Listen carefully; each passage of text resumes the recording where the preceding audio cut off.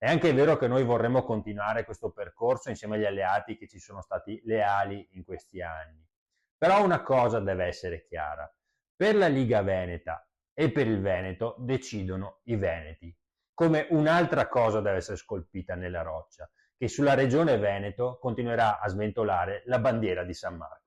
I toni restano barricaderi, la tensione elevata tra Lega e Fratelli d'Italia sembra ormai una guerra di nervi, con i primi che paventano apertamente lo strappo di fronte a un candidato governatore non leghista e i secondi che vogliono far pesare i risultati record delle ultime elezioni, politiche prima, europee poi. Di opzione Fratelli d'Italia da considerare aveva parlato la premier Giorgia Meloni in conferenza stampa giovedì scorso, giorno nel quale il Consiglio dei Ministri ha impugnato la legge regionale campana che consentirebbe il terzo mandato a Vincenzo De Luca, uno stop politico di fatto anche allo Zaia Quater, e questo in attesa di una pronuncia della Corte Costituzionale. Intanto nel lessico leghista di inizio 2025 torna la contrapposizione netta tra Roma e Venezia. Tutti noi vorremmo che il prossimo candidato fosse ancora il presidente Zaia, ma come vedete i romani stanno facendo una strenua resistenza.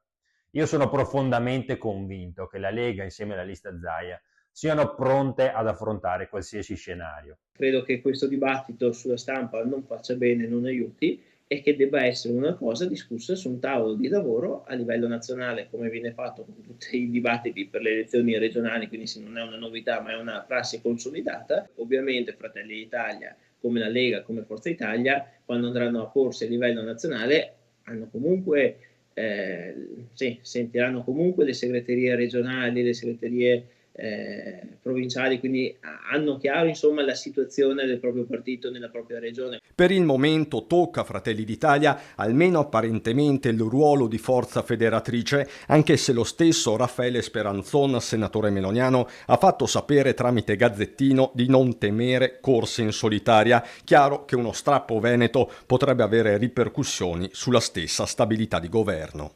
Mi auguro assolutamente che non si arrivi allo strappo. Io sono per il centrodestra unito e quindi questo continuo a pensarlo.